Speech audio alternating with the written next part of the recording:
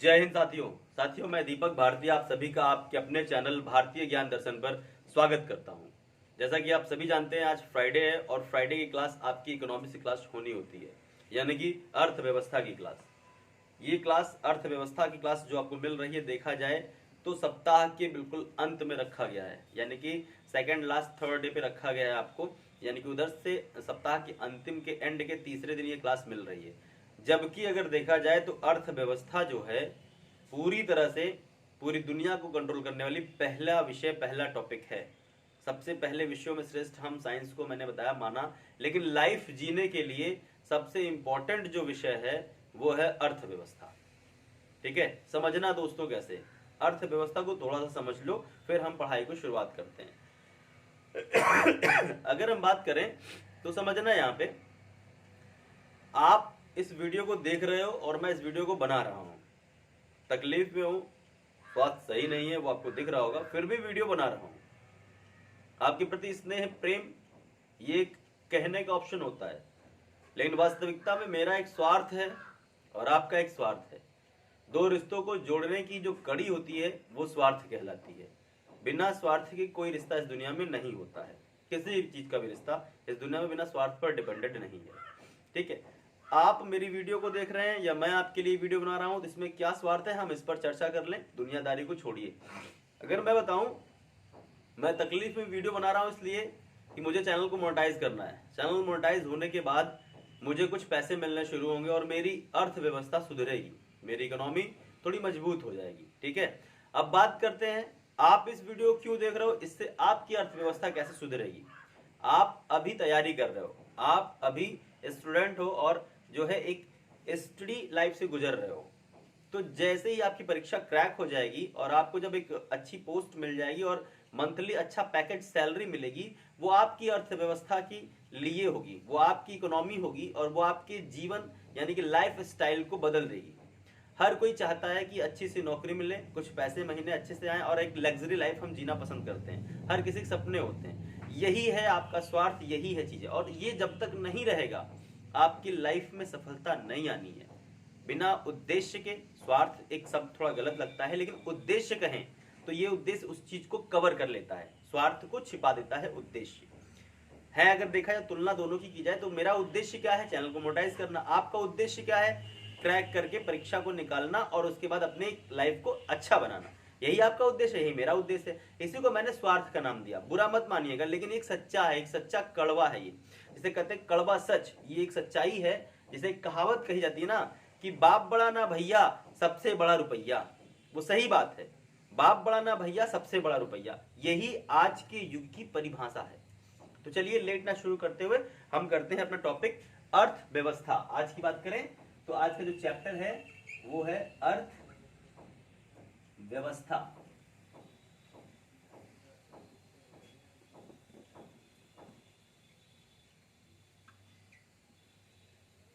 ठीक है, ये आपका अर्थव्यवस्था चैप्टर है। इसे हम इकोनॉमी भी कहा जाता है। अब इकोनॉमी कहें या अर्थव्यवस्था कहें, तो अर्थ मतलब होता है धन, यानी कि जीवन जीने का तरीका, और व्यवस्था मतलब होता है उसकी नीति। ठीक है, उसकी नीति कैसी है, यानी कि उसको बनाने का तरीका क्या है वो होता है। तो ये है अर्थव्यवस्था, यानी कि उसको व्यवस्थित करने का तरीका। अर्थ को, पैसे को, धन को व्यवस्थित रखने के लिए जो बनाया गया जो विषय है वही है अर्थव्यवस्था। ठीक है, अब देखो, मैं आपके अर्थव्यवस्था का अध्यापक तो हूं नहीं, मैंने पहले कहा लॉकडाउन में मैं आपको विषय पढ़ा जरूर रहा हूं, क्योंकि ये पहले की आईएएस की तैयारी का जो थोड़ा सा प्रकोप बचा हुआ है अंदर, जो कीड़ा है वो, उसी के दौरान जो विषय थोड़े बहुत मैंने पढ़े थे उनके माध्यम से जो मेरे बेस्ट हैं जो टॉपिक्स, वो टॉपिक्स मैं आपके सामने लेके आऊंगा। मैं आपको अर्थव्यवस्था शुरू से नहीं पढ़ाऊंगा, ये भी समझ लीजिए आप, क्योंकि जो गुरुजी आएंगे फिर आप, और मतलब जो गुरुजी आएंगे उसमें आप जो है मेरे और उनके बीच तुलना करोगे कि उन्होंने सही पढ़ाया, उन्होंने ज़्यादा अच्छा पढ़ाया। और ये चीज़ें अच्छे टीचर के लिए नहीं होती हैं, क्योंकि दो टीचरों में फिर मतभेद शुरू होता है। तो जो भी आपके इकोनॉमिक्स के गुरुजी हैं वो आपके लिए वीडियो शूट करेंगे शुरू से। मैं आपको पंचवर्षीय योजना शुरू करने जा रहा हूं, क्योंकि पंचवर्षीय योजना एक ऐसा टॉपिक है जिसमें हम हिस्ट्री, पॉलिटी और समसामयिकी, उस समय की समसामयिकी को हम जोड़ सकते हैं, जो हमारे कहीं ना कहीं इतिहास के पहलू से ही जुड़ा होता है। तो ठीक है, तो हम शुरू कर रहे हैं पंचवर्षीय योजना, यानी अर्थव्यवस्था में हम शुरू करने आ रहे हैं पंचवर्षीय योजना। ठीक है, चलो भाई अब बात करते हैं यहाँ पे पंचवर्षीय योजना। ठीक है,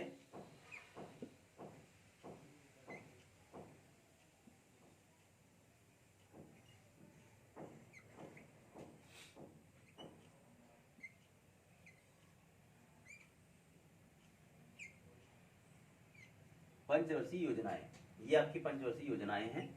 अब यही आपका चैप्टर आज है। अगर हम बात करते हैं तो पंचवर्षीय योजना, अब इसका नाम नीति आयोग बन चुका है। आप जानते हैं इसका नाम बदल दिया गया है 1 जनवरी 2015 से।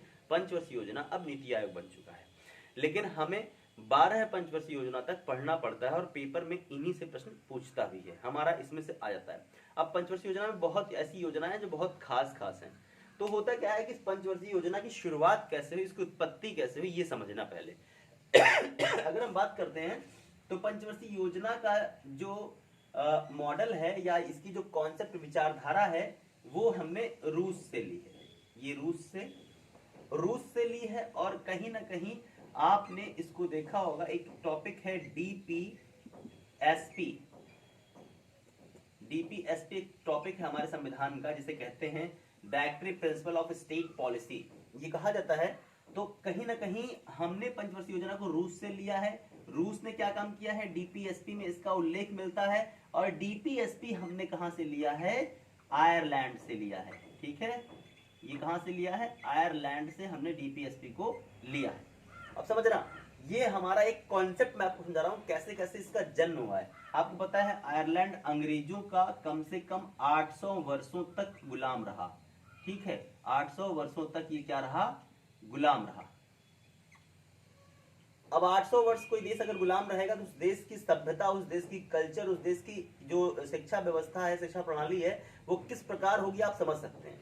अंग्रेजों ने हम पर सिर्फ 190 साल राज किए हैं और हमारी जो व्यवस्था, शिक्षा व्यवस्था है, वो देखिए कैसी है। हमारी संस्कृति को तो वो नहीं बदल पाए, लेकिन हमारी संस्कृति में विभेद पैदा कर दिए। हमारे देश में एक संस्कृति नहीं है, हजारों संस्कृतियां हमारे देश में हैं, हमारे रीति रिवाज, हमारे कल्चर, हमारी तमाम चीजें, लेकिन हमारी शिक्षा व्यवस्था देखिए अंग्रेजों ने उसको बदल दिया बिल्कुल। तो सोचिए इस देश पर क्या प्रभाव छोड़ा होगा अंग्रेजों ने। ठीक है, अब बात करते हैं कि ये जो चीजें देख रहे हैं आप, मतलब जैसे जैसे अडॉप्ट किया गया, लिया गया है, होता क्या है कि जो रूस की क्रांति है, रूस की क्रांति क्या होती है, ये होती है 1900, आपको पता है 17 में रूस की क्रांति हुई थी। ठीक है, रूस की क्रांति 1917 में हुई थी। और आयरलैंड का संविधान अगर हम बात करते हैं तो 1933 में आयरलैंड ने अपना संविधान निर्मित किया था, यानी कि 1933 में आयरलैंड ने अपना संविधान बना दिया था। अब देखना समझना इस चीज को, रूस की क्रांति हो रही है, रूस आजाद होगा कुछ साल बाद। आजाद जब होगा तो वो आजादी की, उसके आजादी के जस्ट बाद देखिए आयरलैंड के समय में आयरलैंड ने क्या काम किया है, अपना एक संविधान निर्मित किया गया है आयरलैंड का, जो अंग्रेजों के द्वारा दिया गया है। आयरलैंड के यानी कि देश आयरलैंड से ही कहें तो हमने आईपीसी अडॉप्ट की है, इंडियन पैनल कोड। हमारी जो धारा 511 धाराएं हैं वो हमने यहीं से अडॉप्ट की हैं, क्योंकि इनके यहाँ पहले बना हुआ है, हमारे यहाँ बाद में इसको लाया गया है। यहाँ पे 511 धाराएं हैं अगर, तो इनका भी यहाँ पे भी आईपीसी ही चलती है, हमारे यहाँ भी आईपीसी ही चलती है। आई मतलब यहाँ पे इंडिया होगा, वहां मतलब आई मतलब आयरलैंड होगा, बस अंतर इतना है, समझना। बाकी 511 धाराओं में कोई भी अंतर नहीं है। मैंने आपसे प्रश्न किया था क्विज में उस दिन पॉलिटी में कि हमारे देश के संविधान में, हमारे देश में आईपीसी में कुल कितनी धाराएं हैं, तो शिखा अवस्थी ने इसका उत्तर दिया सर 511 धाराएं हैं, उनका उत्तर पहले आया था। ठीक है, मैं आपके कमेंट्स चैट्स पढ़ता रहता हूँ, तो इसलिए सब चीजें हैं, पढ़ाते समय वो माइंड में चलता है कि हाँ इन्होंने ये आंसर दिया था। ठीक है, आप लोग जिस प्रकार तैयारी कर रहे हैं, पढ़ रहे हैं, वो बहुत अच्छा है, काबिल तारीफ है कि आप लोग बने रहते हैं। कम है ठीक है, आप बस कंटिन्यूटी बनाए रखिए। मैं भी कोशिश कर रहा हूँ कि आपके लिए बेस्ट दे सकूँ, लेकिन स्वास्थ्य जो है साथ नहीं दे रहा साथियों। ठीक है, किसी भी प्रकार से वीडियो पड़ जा रही है, देखते हैं कब तक चल पाता है ये, क्योंकि लॉकडाउन में टेक्निकल टीम कोई आसपास होता नहीं, सब कुछ खुद करना होता है। ओपी सर हैं और मैं हूं और सौरभ सर हैं, यही 3 टिकड़ी आपको दिख रही होगी, यही त्रिदेव आपको दिख रहे होंगे ना, तो यही त्रिदेव ही काम कर रहे हैं, जिसमें अगर कहा जाए तो सबसे बड़ी जिम्मेदारी इन लोगों ने मुझ पर डाल रखी है। ठीक है, वो जानते हैं ना, शंकर भगवान और विष्णु भगवान और ब्रह्मा जी, तो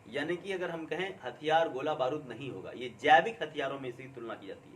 ये जैविक हथियार हैं जिससे हम युद्ध लड़ेंगे। भविष्य में हमें तैयार रहना होगा ऐसे युद्ध के लिए। दो देशों के बीच तनातनी होगी तो ऐसे ही उस देश में बीमारी फैलाई जाएगी, उस देश के लोग साफ, खत्म। ठीक है, आराम से कब्जा कर सकते हैं आप। ठीक है, तो बस ये समझिएगा। अब होता क्या है, इन सब व्यवस्थाओं से अगर बात की जाए, अब हम इधर की ओर बढ़े तो विभाजन हुआ, विभाजन के बाद हम गणतंत्र हुए। गणतंत्र होने के बाद आपको पता है कि पंडित जवाहरलाल नेहरू देश के पहले प्रधानमंत्री बनाए गए। 1947 में देश के प्रधानमंत्री बने। उनकी राष्ट्रवादी विचारधारा जो थी और समाजवादी विचारधारा, इन दोनों विचारधाराओं के जो बड़े नेता अगर कहें, वल्लभ भाई पटेल लेने, पटेल जी 50 में चले जाएंगे, मतलब हम लोग को छोड़ के चले जाएंगे बेचारे इस दुनिया से।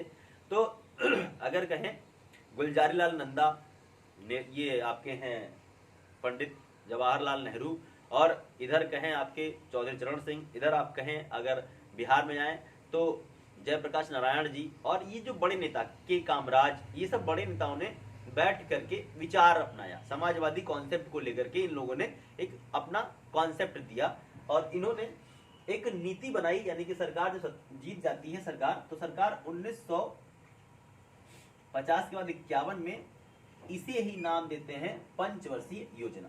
1 अप्रैल 1951 में यह योजना शुरू की गई, यानी कि पंचवर्षीय योजना की नींव रखी गई। अब समझना, अब कहते हैं 1 अप्रैल मजाक का होता है ना, अप्रैल फूल, तो अप्रैल फूल बनाया गया, अप्रैल फूल बनाया गया कि हम आपके लिए पंचवर्षीय योजना ला रहे हैं। अब देखना, नेहरू जी ने इसको, यानी कि उन लोगों के देशों में क्या है, योजनाएं हैं, पंचवर्षीय योजनाएं नहीं, योजनाएं हैं। समाजवादी योजनाएं, राष्ट्रवादी योजनाएं उन देशों में हैं, लेकिन पंचवर्षीय योजना का कॉन्सेप्ट यानी 5 साल का जो योजना है ये नहीं है। ठीक है, ये हम बात करते हैं तो ये नेहरू जी के दिमाग की उपज है कि 5 साल। 5 साल क्यों? क्योंकि प्रधानमंत्री का जो पद है वो 5 साल होगा। जब वो 5 साल प्रधानमंत्री का पद होगा, तो अगर प्रधानमंत्री के पद में कहे 5 साल है, तो 5 साल तक मेरी योजना रहेगी, मैं 5 साल में काम करवाऊंगा। एक लक्ष्य मैंने आपको अपने आप को दे दिया है कि मैं ये काम करवाऊंगा। ठीक है, जैसे मैंने आपके अगर टारगेट कर लिया कि भाई एसआई के एग्जाम तक आपका कोर्स कंप्लीट करवाऊंगा, ये मेरी योजना है, और आप मुझे सराहिए, मेरे चैनल को मोनेटाइज कराइए, बढ़ाइए, शेयर करिए, सब्सक्राइब करिए, मैं आपके लिए काम करूंगा। तो होता क्या है, एक समझौता है, एक समझौता पत्र है, लेकिन इसके पीछे में स्वार्थ क्या है कि मेरी सरकार फिर आएगी तो मैं फिर योजना आपके लिए लेके आऊंगा। ठीक है, टेक्निकल टीम से निवेदन करूंगा, जरा एक बोतल पानी मिल जाएगा, ज्यादा बेटर रहेगा। अब अगर देखें, ध्यान से यहां समझिएगा, यहाँ पे देखना, ध्यान से इस चीज को लेके चलना। अब 1951 इन्होंने शुरू किया, 1951 से 1955 तक ये योजना शुरू रही, यानी 56 तक ये योजना रहेगी। देखना, 5 साल यहाँ पे आपके निकल के सामने आएंगे, 5 साल आपके पूरे सामने ये निकल के आएंगे, 1951 से 1956 तक। समझ गए? अब देखना ध्यान से, अब इस योजना में जो नेहरू जी हैं वो अपनी जितनी भी उनकी राष्ट्रवादी विचारधारा है, राष्ट्र के प्रति जितनी भी, तो कहा जाए इस योजना के दौरान 7 लक्ष्य रखे गए थे। ठीक है, 7 जो है लक्ष्य रखे गए थे देश के विकास के लिए। 7 लक्ष्यों की इन्होंने विचारधारा कॉन्सेप्ट दिया था। 7 लक्ष्य की अगर हम बात करते हैं तो 7 लक्ष्य रखे गए थे। अब उस 7 लक्ष्य की अगर हम बात करते हैं, thank you so much technical team. अगर अब बात करते हैं इन 7 लक्ष्यों में हमने क्या किया, हालांकि 6 हैं, लेकिन 6 आपने पढ़े होंगे कि 6 हैं, लेकिन मैं 7 क्यों बता रहा हूं, एक बढ़ा कर बता रहा हूं, उसके पीछे का भी रीजन समझिएगा। अब होता क्या है, 1951 से 1956 तक का ये कॉन्सेप्ट दिया गया है, क्या क्या इसमें रखना है। इस योजना में बात करें तो हमें सबसे पहले रखा गया था, लक्ष्य रखा गया था 2.1%। ये समझना, ये जो परसेंट वाला जो खेल बता रहा हूं आपको, ये समझना बिल्कुल ताश की गड्डी की तरह खेल है। ताश की गड्डी खेलते हैं, ताश का खेल खेला होगा अपना, आजकल तो बहुत ऐड आ रहा है आपके व्हाट्सएप पे, देखिए यूट्यूब पे चल रहा है, रम्मी खेलने की बात अगर कर रहे हैं तो ताश की गड्डी में जब एक खेल होता है, लकड़ी लगाना कहते हैं, एक लकड़ी गेम होता है, उसमें कहते हैं कि हम इतना बना लेंगे, इतने प्रतिशत हमारा वो रहेगा, इतना हमारा कि हम इतने ताश के इतने हम जो है केस जीतेंगे इतने। तो उसमें क्या है कि भारत ने 21% लक्ष्य रखा, लेकिन कभी होता है ना कि ताश में हम जब लकड़ी में जब हमने कहा 2 हम बनाएंगे, हमने 3 बना लिया, 4 बना लिया, ये हमारी उपलब्धियां होती हैं। तो भारत ने भी क्या काम किया कि 21 यानी 2.1 कहा, 2.1 से कुछ याद आ रहा ना, अपडेट वर्जन, रोबोट, चिट्टी 2.1। तो यहां पे क्या हुआ, 3.6% हमने अडॉप्ट किया, पा लिया, यानी कि जो लक्ष्य रखा था उससे हमने कहीं ज्यादा 1.5 गुना के आसपास करें हमने उसका अपना लिया, यानी कि ये सबसे बड़ी अब तक की अचीवमेंट रही है सभी पंचवर्षीय योजनाओं में कहा जाए तो। कमिटमेंट किए गए, अगर जितना हम कमिटमेंट कर रहे हैं जितने पाने के लिए, उससे ज्यादा पाने की अगर क्षमता हमने कहें तो पहली पंचवर्षीय योजना में रही है, समझिएगा।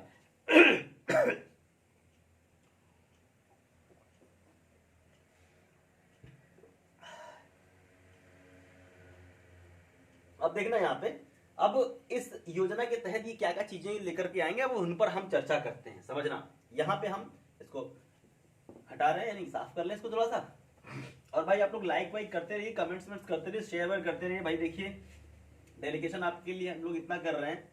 अब डेलीकेशन क्या भाई, ये उद्देश्य है, यानी कि एक स्वार्थ है ना। लेकिन नहीं दोस्तों, रिश्ता स्वार्थ के बिना तो नहीं चल सकता, ये बात सच्चाई है। कहीं ना कहीं सच बहुत बड़ा सच है, लेकिन एक लगाव भी होता है, एक जुनून होता है, एक पैशन होता है। भाई मैं क्यों इतना पढ़ा रहा हूँ इतना इसमें, क्योंकि मेरे अंदर के छिपे जो नॉलेज है, मेरे अंदर का जो मैंने ज्ञान अर्जन किया है, ये जो मेरा टैलेंट है, ये देश के दुनिया के कोने कोने तक पहुंचे। पहले के जमाने के लोगों की अगर हम बात करें साथियों, तो आप सोचिए बाबा तलपड़े ने वायुयान हमारे देश में बहुत पहले बनाया था, लेकिन उन्होंने किसी को बता नहीं पाया और ये ज्ञान उन तक ही सीमित रह गया। हमारे देश में बहुत से ऐसे व्यक्ति हैं, ऐसे तमाम गणमान्य व्यक्ति हैं, महिलाएं हैं, बच्चे हैं, या ऐसे बहुत से हमारे देश में जो इसे कहते हैं टैलेंट हैं, जो अपना ज्ञान बताना किसी को नहीं चाहते हैं, छुपाना चाहते हैं। वो जो उनको आता है वो सोचते कोई और ना जान पाए। ज्योतिष विद्या है, तमाम ऐसी चीजें हैं, वो चीजें अब एक यूट्यूब यानी प्लेटफॉर्म ऐसा है कि दुनिया जान सकती है। आपको पैटेंट कराने की जरूरत भी नहीं है, क्योंकि आपकी वीडियो अपलोड होते ही वो सब कुछ आईपी एड्रेस सब कुछ दिखाता है कि आपने पहले बताया है कि इन्होंने पहले बनाया है, ठीक है। तो भैया आपके अंदर कोई नॉलेज है, कोई वैसी चीज है, तो अपने चैनल पे आप खुद का बनाइए अपना चैनल और उसको दुनिया को बताइए, ताकि ये चीज दुनिया जान सके। आपके मरने के बाद भी उस चीज को दुनिया याद रखे, दुनिया जाने। मैं रहूं या ना रहूं, लेकिन ये वीडियो, ये जो भी चीजें हैं यूट्यूब पर रहेंगी, ये कभी इनका अस्तित्व खत्म नहीं होगा जब तक यूट्यूब रहेगा तब तक, ठीक है।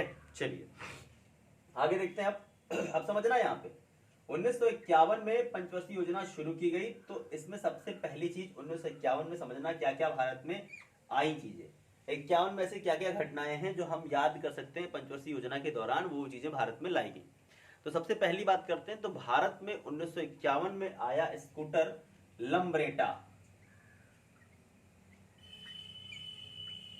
लंब्रेटा स्कूटर, ये लंब्रेटा स्कूटर जानते क्या है? ये एक आपने सुनील जोगी जी की कविताएं सुनी होंगी, मुश्किल है अपना मेल प्रिय, ये प्यार नहीं है खेल प्रिय, तुम नई मारुति लगती हो, मैं स्कूटर लंब्रेटा हूं, है ना, सुना होगा आपने। इन्होंने कहते नहीं मुश्किल है अपना मेल प्रिय, ये प्यार नहीं है ये खेल प्रिय, है ना। तो यही अगर कहें तो लंब्रेटा शब्द यानी उन्होंने यूज किया।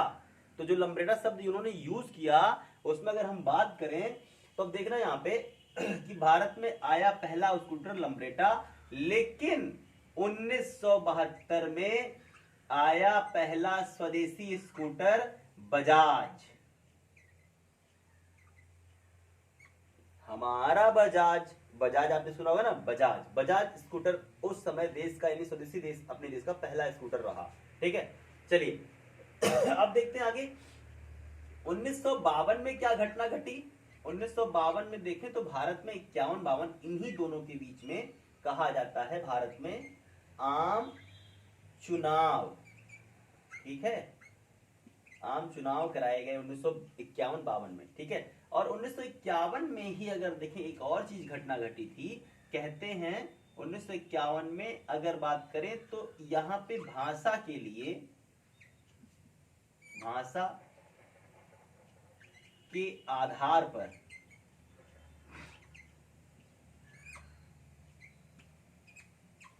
राज्यों ने अपने आवाज उठाना शुरू कर दिया, यानी राज्य ने अपने क्या किए थे, राज्यों ने अपनी आवाज उठाना शुरू कर दी थी, आवाज उठाना शुरू कर दी थी उन लोगों ने। अब देखो ध्यान समझना इस चीजों को, यहां तक आपको तो समझ में आ रहा है। अब उसके बाद की बात करते हैं तो 1951-52 में चुनाव हुआ और इसी दौरान अगर कहें तो हमारा अनुच्छेद 324, ठीक है, यानी कि आर्टिकल 324 अगर कहें तो निर्वाचन आयोग,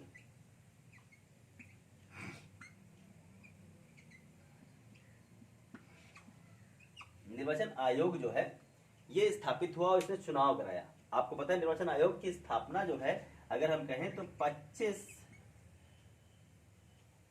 जनवरी 1950 को हुई थी। ये निर्वाचन आयोग की स्थापना है, लेकिन इसने अपना चुनाव कराया, इसने चुनाव अपना संपन्न करवाया। ठीक है, अब यहाँ पे ये दो बातें तो हमें समझ में आ गई। ठीक, इस योजना का जो उद्देश्य रखा गया, यानी कि पहले इन दोनों सालों शुरुआत में अगर हम कहें शुरुआत 5 साल का ही था, वो योजना थी हमारी कृषि। ठीक है, ध्यान समझना, ये कृषि योजना थी। अब कृषि हमने क्यों चुनी थी ये समझना, कृषि हमने क्यों ली थी, क्योंकि आपको पता है ना, मैंने आपसे बताया कि भारत पाकिस्तान का विभाजन हुआ था, द्वितीय विश्व युद्ध खत्म हुआ है और अर्थव्यवस्था पूरी टूट चुकी है। दूसरी बात ये कि सबके पास अनाज नहीं है, खाने को हमारे पास दाने नहीं है। तो जब खाने को हमारे पास दाने नहीं है तो हम क्या करेंगे, हम अगर खाने के पास हमें दाने नहीं तो हम मोहताज रहेंगे दूसरों की, भैया कुछ दे दो, अन्न मिल जाए तो हम खा लें। यानी कि परिवार बड़ा, कमाने वाला कोई नहीं, समझना। तो आप अपने छोटे से परिवार पे पहले सोचो। मान लो आपके परिवार में 7 लोग 8 लोग रहते हो, एक व्यक्ति कमाने वाला है, थोड़ा सा खेत हमारे पास है, अनाज पैदा कम होता है, खाने वाले लोग ज्यादा हैं। अब उस घर की, उस परिवार की स्थिति कैसी होगी, सही से ना कोई खा पा रहा होगा, ना पी पा रहा होगा, टेंशन अलग रहेगी, घर में लड़ाई झगड़े अलग होते रहेंगे। वही सेम कॉन्सेप्ट यहाँ भारत को लेके चलो।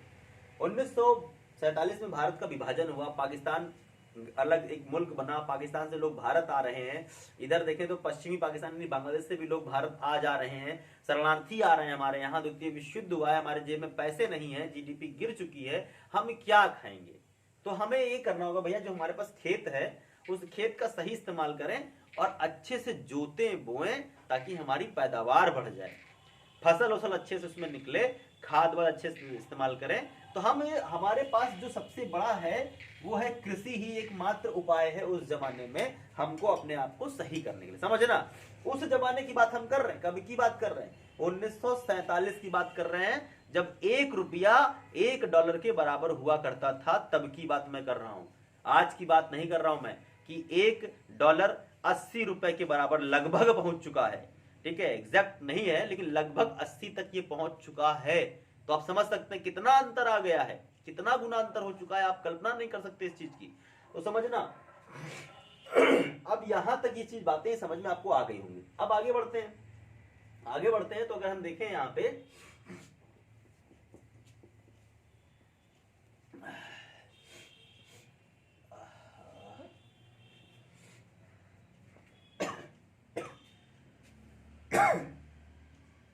1953, अब यहाँ पे देखो तो यहाँ पे जो भाषा के आधार पर राज्यों की जो मांग 1951 में शुरू हो गई थी, 48 से ही बात होने लगी थी, आजादी के बाद से ही।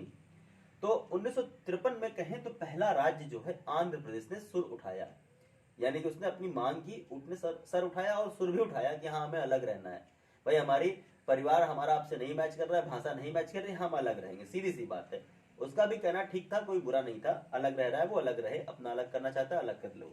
तो 1953 में अलग होने का कॉन्सेप्ट वहां से आया।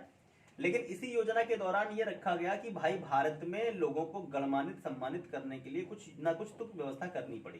तो 1954 में 3 पुरस्कार शुरू कर दिए गए। पहला एक पुरस्कार रखा गया भारत रत्न, सबसे बड़ा पुरस्कार, इसको शुरू किया गया। फिर बात करते हैं इसे में पद्म विभूषण, ठीक है, फिर शुरू किया गया पद्म भूषण,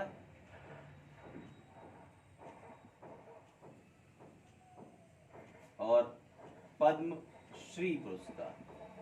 ठीक है, 4 पुरस्कार चाहिए, पद्म विभूषण, पद्म भूषण, पद्मश्री और भारत रत्न। ये पुरस्कार 1954 में शुरू किए गए, जो कि इस योजना के तहत नहीं थे योजना के, लेकिन ये देश के अर्थव्यवस्था के साथ साथ देश में सम्मानित जीवन जीने के लिए, गणमान्य जीवन जीने के लिए, और इसे कहते हैं, यही है समाजवादी व्यवस्था। यही व्यवस्था समाजवादी व्यवस्था कि समाज में क्या प्रभाव पड़ेगा। अगर किसी को हम पद्मश्री सम्मान देंगे तो वो पद्मश्री सम्मान पाने के बाद उस व्यक्ति के अंदर जो अनुभूति होगी, और साथ साथ उसके आसपास जो भी उसके साथ उस क्षेत्र में काम करने वाले व्यक्ति हैं, उनके अंदर जो अनुभूति होगी कि यार मुझे भी सम्मान मिलता तो कितना अच्छा होता। तो ये एक समाजवादी व्यवस्था की पास यानी समाज व्यवस्था के लिए उठाया गया ये सबसे बड़ा कदम था, यानी कि ये सबसे बड़े कदम की ओर बढ़ रहे हैं। यही 4 बड़े पुरस्कार भारत के हैं। सबसे पहले भारत रत्न आता है, पद्म भूषण आता है, पद्म भूषण, पद्मश्री। आपके सौरभ सर ने अगर हम कहें पुरस्कारों में इसके जिक्र किए हैं, इसका उल्लेख किया है, उन्होंने बात भी की है आपसे और प्रश्न भी उन्होंने किए थे। और आप इस बात के लिए आपको मैं एक बता दे रहा हूँ बात, मतलब सौरभ सर को मत बताइएगा और ओपी सर की भी बता रहा हूँ, बताइएगा नहीं लोगों को। बात ये है, ये लोग प्लान कर रहे हैं आप लोगों से टेस्ट पेपर लेने के लिए, ठीक है। सौरभ सर ने बता रखा है सर हम हिंदी वर्णमाला पढ़ाने के बाद पूरा टेस्ट पेपर लेंगे। कल उनकी क्लास है, कल आपको हिंदी की क्लास मिलेगी, आपको पता है। और ओपी सर को जान ही रहे हैं आप, ठीक है। वो 2 हफ्ते से काम करवा रहे हैं, काम पूरा नहीं हो रहा है, छोड़ के चले जा रहे हैं मजदूर, फिर आ रहे हैं, फिर जा रहे हैं, मेरे तो पल्ले नहीं पड़ता है। ऊपर से एक नल टंकी वाला समझ में नहीं आता, एक टंकी जब भर रही तो खाली काहे करा रहे हो गुरु जी। ऊपर से छेद कर देते हैं, टंकी में छेद हो जा रहे, काहे छेद कर रहे हो, भर गई काम खत्म करो जाओ।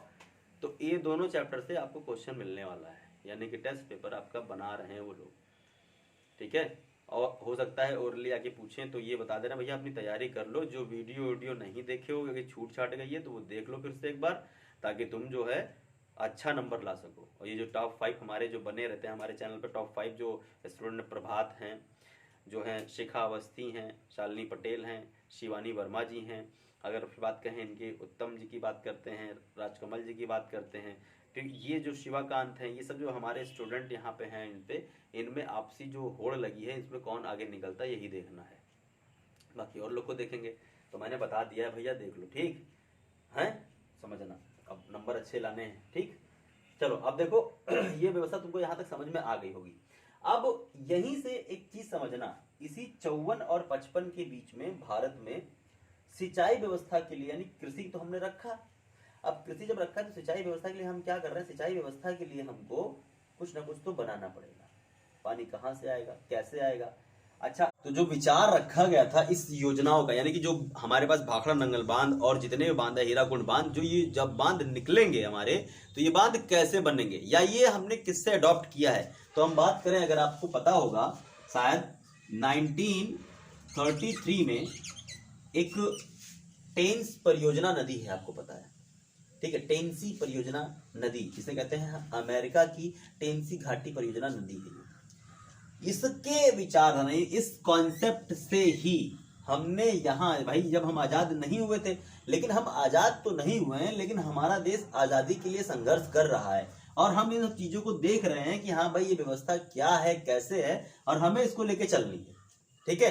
तो हम ये जब आजाद होंगे तो हमने इस चीज को लगाया। जैसे आप इतिहास में अगर आते हैं तो इतिहास में देखें, जो सिकंदर है, यानी कि मकदूनिया का जो राजा है सिकंदर, जब वो भारत में आया तो उसने अपने सैनिकों को एक अलग हुलिया व्यवस्था बना रखी थी, गेटअप दिया था। आपने देखा होगा उसके सैनिक एक अलग ड्रेस में दिखते थे, दूर से हम पहचान लें।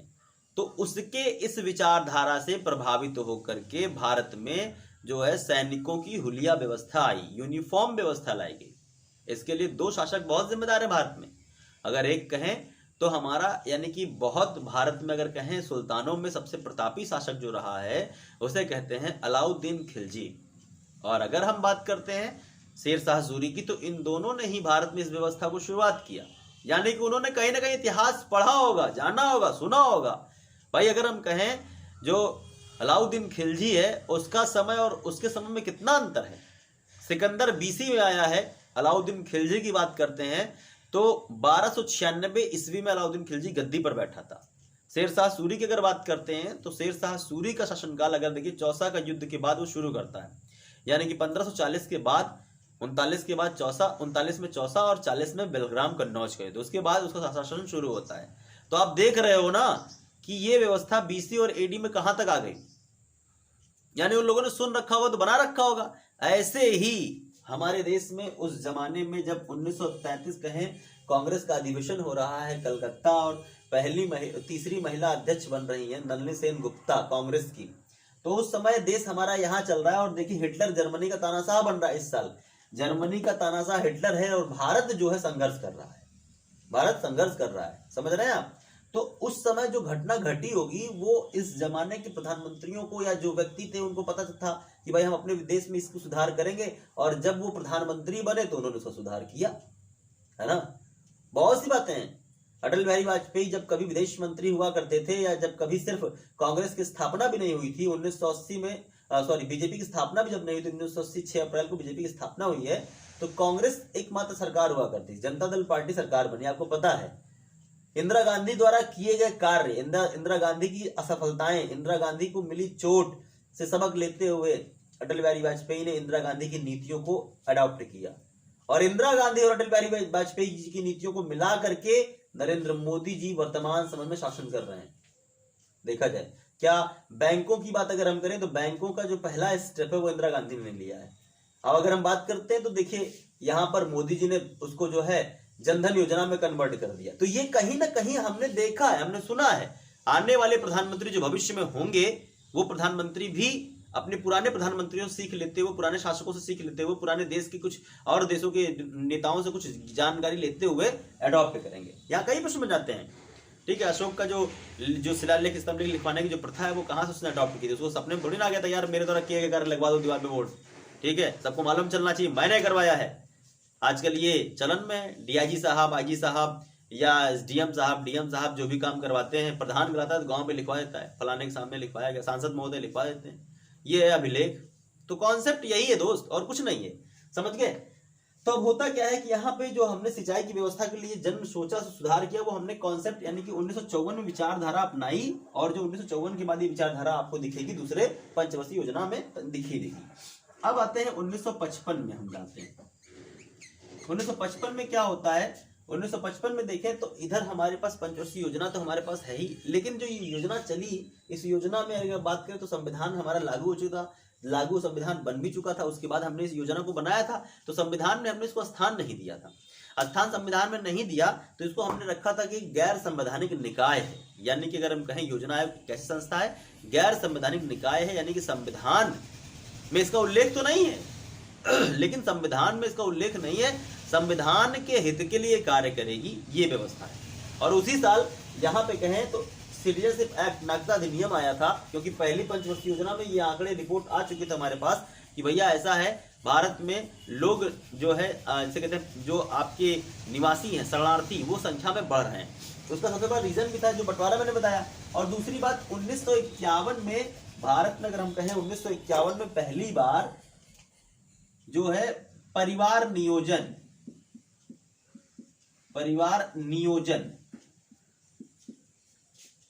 ये जो परिवार नियोजन जो कार्यक्रम है, इसको पहली पंचवर्षीय योजना के तहत, यानी शुरू तो उसमें कर दिया गया था, लागू किया गया, यानी कि भारत में इसको लॉन्च किया गया पहली पंचवर्षीय योजना। और पहली पंचवर्षीय योजना में ही परिवार नियोजन, यानी कि भैया परिवार छोटा परिवार होगा, सुखी परिवार होगा, हम दो हमारे दो का कॉन्सेप्ट लाया गया था, हम दो हमारे दो, ठीक है। बाद में जब इंदिरा गांधी आएंगी और इंदिरा गांधी की सत्ता आएगी, जब संजय गांधी यानी इंदिरा गांधी दोबारा सत्ता में आएंगी, कब की बात ये अगर बात करते हैं कि एक तो इंदिरा गांधी का शासनकाल 1966 से लेकर के 1939 तक रहा है, 59 तक रहा है, एक कम, ठीक है, अब देखना ध्यान से, एक कम 1966 से इंदिरा गांधी 69 तक रहेंगी, ये उनका कार्यकाल है। फिर चुनाव होगा, चुनाव में इंदिरा गांधी जीतेंगी, 1970 से 75 होना चाहिए, लेकिन ये रहेंगी 77 तक रहेंगी, आपको पता है 77 तक रहेंगी। तो इंदिरा गांधी कहीं ना कहीं 10 साल राज करती हैं। इस 10 साल में जब दूसरा कार्यकाल इनका शुरू होता है तो उसमें इन्होंने परिवार नियोजन को जबरन भारत में लागू किया था। ये जो परिवार नियोजन कार्यक्रम में जबरदस्ती लागू हुआ था, इसका परिणाम स्वरूप इंदिरा गांधी को अपनी सत्ता खोनी पड़ी थी, और 1977 के चुनाव में इंदिरा गांधी उसके बाद हार जाती हैं, और 1980 के चुनाव में इंदिरा गांधी पुनः जीतती हैं। तो जब अभी हम पंचवर्षीय योजना में आगे बढ़ेंगे, यानी कि अगर देखें तो चौथी पंचवर्षीय योजना, पांचवी पंचवर्षीय योजना जब बढ़ेंगे तो पांचवें में और चौथे में इंदिरा गांधी आ चुकी होंगी, ठीक है। इंदिरा गांधी चौथे में आ चुकी होंगी, तीसरे के इसमें लास्ट में इंदिरा गांधी आती है, तो चौथे और पांचवें में इंदिरा गांधी का आपको जो है कॉन्सेप्ट मिलेगा। तो इस पंचवर्षीय योजना को हम जो है चौथे पांचवें में अच्छे से पढ़ेंगे, ठीक, समझ रहे हो ना, क्योंकि जब वहां आएगी तो वहां बात करना, फिर इस बात को करना पड़ेगा, तो यहाँ बात करने का कोई मतलब नहीं बनता है, आधी बात यहाँ आधी बात वहां उचित नहीं है, एक ही स्थान पर करना ज्यादा उचित होगा। तो समझ रहे हैं आप। तो अब 1955 में एक और चीज भारत में आया, उसी समय भारत में, यानी कहते हैं हिंदू विवाह अधिनियम, ठीक है, हिंदू विवाह अधिनियम। इसे कहते हैं एक्ट, हिंदू विवाह अधिनियम कह लें या एक्ट कह लें, इसे बोला जाता है। ठीक, अब इसमें क्या था, हिंदू विवाह अधिनियम में कहा गया था कि जीवित पत्नी के होते हुए, यानी कि भाई एक व्यक्ति है, उसने एक दंपत्ति शादीशुदा है, ठीक है, तो उन्होंने अपनी पत्नी के होते हुए दूसरा विवाह अगर किया तो ये अवैध कहा जाएगा। पहले जमाने में ऐसा नहीं था, लेकिन अंबेडकर ने इसको यानी कि हिंदू विवाह अधिनियम को लाया, पारित किया। और देखो ये बाद में इसको संसद में पेश किया जाएगा, संसद में विवाद होगा और चुनाव 57 में आने वाला है, इसलिए इसको वापस ले लिया जाएगा, इस बिल को वापस ले लिया जाएगा। जैसे 3 तलाक वाला बिल देखो, पहले क्या हुआ 18 में लाया गया, लेकिन इसको फिर वापस ले लेगा। फिर देखो 2019 में चुनाव जीतने के बाद पूर्ण रूप से इसको बहुमत से सिद्ध करा दिया गया। वही कॉन्सेप्ट, सेम वही इतिहास यहाँ दोहराया गया था, यानी कि ये इतिहास जो है 3 तलाक में दोहराया गया। आप समझ सकते हो कि जब 77 में नेहरू जीतेंगे तो नेहरू इसको पास भी करा लेंगे, ठीक है, सॉरी 57 में, 1957 में जब वो जीतेंगे तो इसको पास कर लेंगे, समझना, आप समझना यहाँ पे। तो हिंदू विवाह अधिनियम ये लॉन्च किया गया, यानी कि जीवित रहती हुई पत्नी के अतिरिक्त अगर आप किसी से अवैध संबंध रखते हैं या आपने शादी कर ली है तो ये अवैध माना जाएगा, ठीक है, समझना। अब यहीं से मुआवजा धनराशि जो भी निकल रही निकलेगी। और यहीं पर जो हमारा है ये सिटीजनशिप एक्ट है, ये सिटीजनशिप एक्ट आपका शुरू किया गया था कब, ये आपका 1955 में ही ये एक्ट आया था। अब लास्ट आता है 1956, क्योंकि यहीं पे बात करते हैं ना 1956 की बात करते हैं, तो यहीं तक अधिनियम हमारे पास रहा भी है। तो अब इस वर्ष क्या क्या चीजें घटना घट रही है, इस वर्ष की घटना अगर बात करें तो भारत में जो हमारे पास कृषि व्यवस्था थी, कृषि व्यवस्था, उसके साथ साथ जो मंडी व्यवस्था है, मंडी व्यवस्था को सुधार किया गया, समाजवादी व्यवस्था को सुधार किया गया, छोटे उत्तरी उद्योगों की व्यवस्था को सुधार किया गया, यानी छोटे जो उम्मीद लगाए बैठे कि सरकार आ रही है, अब किसानों के लिए कुछ कर रही है तो हमारे लिए भी कुछ करेगी, तो छोटे छोटे उद्योगों पर यानी फोकस किया जाने लगा, यानी कि जो व्यक्ति गांव में है उसको आत्मनिर्भर। क्योंकि देखो दिक्कत हमारे पास यहाँ ये है, योजना तो अच्छी रहेगी हमारी, सफल रहेगी, लेकिन 90 तक हमारे देश में एक ऐसी व्यवस्था है कि जो विदेशी कंपनियां, सेवा सेक्टर जो है उसको हमने आजादी नहीं दी, छूट नहीं दिया था। सेवा सेक्टर को हमने अभी क्या है, अपने सरकार ने अपने कंट्रोल में कर रखा है। कब, इस समय की बात हम कर रहे हैं, जब 1990 तक आएगा तो सेवा सेक्टर को हम क्या करेंगे, सेवा सेक्टर को हम ओपन कर देंगे। भारत में फिर विदेशी लोग आएंगे, निवेश करेंगे और भारत में ही मैन्युफैक्चरिंग होगी और भारत में उसका उत्पाद होगा, यानी प्रोडक्शन होगा, और फिर भारत से ही वो सप्लाई होगी और भारत में भी सप्लाई उसकी होगी। जैसे अगर हम बात करते हैं, ये एक मार्कर है, मार्कर सपोज दैट इस मार्कर को मेरी कंपनी ने बनाया, ठीक है, मैंने इसको लिया बनाया, इस मार्कर को बनाने में, मैन्युफैक्चरिंग करने में कम से कम मुझे 10 रुपए लागत लगी। प्लास्टिक है, इंक है, इसके तमाम चीजें हैं, इसका सब कुछ मैंने टैक्स वैक्स पे करके मैंने 10 रुपए इसका उत्पाद किया। लेकिन अब 10 रुपए उत्पाद किया तो मैं बेचूंगा कितने में, तो ये जो बेचने का जो दाम होगा वो मुझे तय करना चाहिए, क्योंकि सामान मेरा है, मैंने बताया, लागत मेरी, खर्च मेरा खुद का है। तो अब ये होता क्या है कि इसकी अगर हम बात करते हैं तो इसको भारत सरकार उस समय क्या करती थी कि कंपनी तुम्हारी है, सामान तुम्हारा है, सब कुछ तुम्हारा है, तुमने बनाया है, लेकिन इसकी लागत, इसका दाम मैं तय करूंगा। ये कैसी बात थी भाई, ये तो ऐसा तो हो सकता नहीं है भाई, ये तो गलत बात है। इसी कारण से भारत में जो सेवा सेक्टर रहा वो काफी पीछे रहा। 1990 में भारत ने आजाद कर दिया कि भाई इसका मैन्युफैक्चरर जो होगा वो खुद दाम डिसाइड वो करेगा। तो ये रही आपकी पहली पंचवर्षीय योजना। इस योजना के दौरान इतनी बातें मैंने आपको बताई। अब जो खास बातें हैं, पहली पंचवर्षीय योजना जो रही वो किस पर आधारित थी, तो पहली पंचवर्षीय योजना के लिए अगर मैं कहूं, जिम्मेदार सबसे अच्छे जो मॉडल थे हेराल्ड डोमर, 2 ऐसे व्यक्ति थे जिन्होंने, अगर बात करें, हेराल्ड नाम के एक व्यक्ति हैं, उन्हें कहते हैं हेरोड कहा जाता है, हम लोग जल्दी में बोलते हैं तो हेरोड, ये इनका नाम है, हेरोड डोमर, हेरोड और डोमर, ये डैश करके डोमर ऐसे लिखा होता है आपको, ठीक है। आप लगता है कि एक ही व्यक्ति है, लेकिन ये जान लीजिए दोनों अलग अलग व्यक्ति हैं, हेरोड डोमर।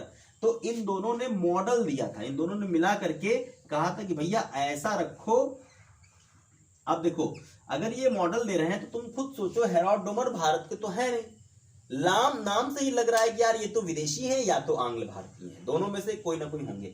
तो ये लोगों ने मॉडल दिया कि भाई इस मॉडल से पूरे देश में आप कंट्रोल कर सकते हैं। जैसे अगर हम बात करें तो आपके चैनल का जो मॉडल है, चैनल का जो विचारधारा है, ये सौरभ सर की देन है। सौरभ सर ने कहा सर ये नाम ज्यादा सही रहेगा, क्योंकि ज्ञान दर्शन हम लोग सोच रहे हैं, ठीक है। भारतीय ज्ञान दर्शन क्या है कि हम भारतीय ज्ञान दर्शन पर सिर्फ पढ़ाई की बात नहीं करेंगे, हम सामाजिक, इस पर हम जैसे कहें कि हमारे राष्ट्रवादी विचारधारा, या हम समाज में फैली कुरीतियों की विचारधारा, आपको नॉलेज यानी एजुकेशनल आपको नॉलेज मिल ही रहा है। एक पेज एजुकेशनल का है, एक एनजीओ का पेज इस पर है। एक अगर हम बात करते हैं तो यहाँ पे हम समाज में फैली जो बुराइयां हैं उनको दूर करना है, उनके लिए कदम उठाना, उनके लिए आवाज उठाना है। तो यानी भारत में फैली शिक्षा, भारत में बनते बिगड़ते रिश्ते, भारत में परिवारों का विभाजन, भारत में जो व्यवस्था है, विदेशी नीतियां, ये सब एक कहा जाए तो एक मुद्दा है। इसलिए अगर कहा जाए तो जो भारतीय ज्ञान दर्शन चैनल है, इसके जो मॉडल पेश करता अगर कहा जाए तो सौरभ सर, अब उसमें सहयोगी के तौर पर कहा जाए तो ओम प्रकाश सर, उन्होंने भाई इसके लिए कहा हाँ सर इस चैनल पर हम ये करेंगे, इस चैनल पर हम किताबों की समरी पेश करेंगे।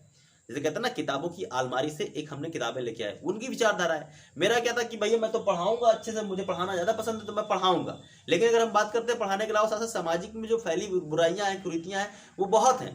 अभी हाल ही की घटना मैं आपको बताऊं, अभी कुछ दिन पहले लखनऊ की घटना मैं आपको बताऊं, अपने लखनऊ की घटना। मैं और मेरा भाई फोन शॉप पर हम लोग फोन बनवाने के लिए गए थे। हालांकि लॉकडाउन में कुछ कोई खुल तो रही ना है, लेकिन संपर्क था कि भाई थोड़ा सा बना दीजिए, कुछ दिक्कत है, और बाइक में कुछ दिक्कत थी। जहां हम लोग बनवाने गए वहां एक बछड़ा जो है, एक गाय ने एक बछड़े को जन्म दिया 2 दिन पहले। जो गाय का मालिक था वो गाय को लेकर चला गया, बछड़े को छोड़ गया, क्योंकि बछड़ा था वो। अगर वही बछिया होती तो शायद वो ना छोड़ता। वो बछड़ा यानी जन्म के बाद वो बछड़ा कैसे उठेगा, कैसे चलेगा, अगर देखा जाए तो नहीं चल पाया। बगल में नाली में वो बछड़ा गिर गया, स्थानीय लोगों ने निकाल दिया उसको। निकालने के बाद लोगों ने दूध पिला दिया, किसी ने पैकेट में। भाई ऐसा नहीं, हिंदुस्तान में अभी भी इंसानियत बची है, ठीक है। इंसान सबके घर में जन्म लेता है, लेकिन इंसानियत किसी किसी घर में जन्म लेती है, ठीक है। तो लोगों ने क्या किया, दूध पिला दिया, पैकेट का पराग वराग दूध जो भी था अपना पिला दिया, ज्ञान दूध, गाढ़ा दूध, जो भी है। बछड़ा बेचारा, उस समय बारिश भी हो रही थी। ये वाक्या लास्ट अगर कहें थर्सडे फ्राइडे की, ये फ्राइडे का लास्ट थर्सडे फ्राइडे का ये वाक्या है, ठीक है। यानी कि पिछले हफ्ते की बात हम कर रहे हैं। अब होता क्या है कि उस बछड़े के नाली में गिरने से कुछ बैक्टीरिया, कुछ कीटाणु जो है लग गए, क्योंकि माँ के गर्भ से जन्म लेने के बाद बहुत से सलाइवा, बहुत से ऊपर चीजें लगी होती हैं, लिगामेंट्स, बहुत सी चीजें होती हैं। तो अब उस कीड़े उसके शरीर को खाना शुरू कर दिए। वो कीड़े धीरे धीरे उसकी नाल तक पहुंच गए। नाल को उन्होंने पूरा खा के खत्म कर दिया, यानी कि नाल पूरी तरह से खा करके वो अंदर तक, नाभि तक पहुंच गए। अब कीड़े उसकी नाभि के अंदर पहुंच गए हैं। वो बच्चा किनारे बछड़ा पड़ा हुआ है, लोगों ने बोरा ढक दिया, भाई बारिश हो रही, ठंड से कांप रहा है, लाओ रख दें, कोई देख नहीं रहा है। थोड़ी सी हिम्मत जुटाई मैंने और देखा कि भाई उसके अंदर बहुत से कीड़े लगे हुए हैं। जो भी आता था पेट्रोल डाल के चला जाया करता था। एक छोटे से मासूम बच्चे, अभी जो जन्मा है, 2 दिन का है, उसकी स्किन कितनी कोमल होगी। हम लोगों से रफ होगी, ठीक है, लेकिन कितनी कोमल होगी आप कल्पना करिए एक बार। उसे पेट्रोल डाल रहे हो, वो तिलमिला जा रहा है, बिल्कुल एकदम जिसे कहते हैं पागल हो जा रहा है। अब उसके बाद हिम्मत किसी के अंदर नहीं साफ करने, क्योंकि वो कीड़े हैं, कीड़े बिल्कुल जिसे कहते हैं बिजजा रहे हैं। एक लोगों ने सहायता की, बगल के स्थानीय जो हैं दुकानदार महोदय, वो इस्लाम यानी मुस्लिम समुदाय से, सोचिए उनको हम कितना, हम लोग बुरा भला कहते हैं, इस्लाम धर्म के लोग गाय के प्रति कितना कट्टरवादी विचारधारा के होते हैं, लेकिन ऐसा नहीं है। समाज ऐसा नहीं है। समाज ऐसा आपको बताया जा रहा है, बचपन से आपके दिमाग में जहर भरा जा रहा है। वो भरने वाले हमारे माता पिता हैं, हमारे पड़ोसी हैं, हमारे भाई यार, हमारे दोस्त यार हैं कि ये ऐसे होते हैं, इस धर्म के लोग ऐसे होते हैं, उस जाति के लोग ऐसे होते हैं। उस बंदे ने पानी गिराया, मैंने अपने हाथों से साफ किया। उसके बाद पूरी कीड़े को निकालने के बाद सब कुछ हुआ, फिर एनजीओ को फोन किया गया, एनजीओ आया और एनजीओ ने क्या काम किया, इसके लिए फिर उसने अपनी पहल की और एनजीओ के माध्यम से वो गौशाला पहुंचा। बछड़ा स्वस्थ है, अभी ठीक ठाक है, लेकिन कल्पना करिए, सोचिए कि किसी ने भेदभाव नहीं किया है, स्त्री पुरुषों में भेदभाव किसी ने नहीं किया है, इंसान ने बनाया है। वही गैया ने बछड़ा दिया, वही अगर बछिया होती तो ज्यादा अच्छा होता। बछड़ा था इसलिए छोड़ दे, क्योंकि उससे कुछ उत्पादन नहीं होना ना, वो फालतू में बड़ा होगा, खेत खाएगा यार। छोटे बाबा पैदा हो गए हैं, योगी जी हैं, उनको लोग आजकल तो बछड़े को योगी जी कहा जाता है ना, तो छोटे योगी जी पैदा हुए हैं, कल को बढ़ेंगे तो वो खाएंगे। ये सब बातें हम उठाना चाहते हैं अपने चैनल के माध्यम से, ताकि आप तक ये चीजें पहुंचे। इंसानियत जगाइए अपने अंदर, ठीक है, कुछ सहायता करिए, कुछ हेल्प करिए, ठीक। तो आपने समझ लिया यहाँ पे हेराल्ड डोमर मॉडल किस प्रकार बनाया गया होगा, उसके पीछे का उद्देश्य क्या होगा। मैंने एक समझाने के लिए समझ कि इस चैनल को बनाने का उद्देश्य क्या है। वही सेम मॉडल ये है, दोनों ने बनाने का उद्देश्य उस जमाने में क्या दिया होगा। अब एक और चीज, यहाँ कहते हैं पंचवर्षीय योजना का जो अध्यक्ष होता है, अगर हम कहें अध्यक्ष होता है और एक उपाध्यक्ष होता है, ठीक है।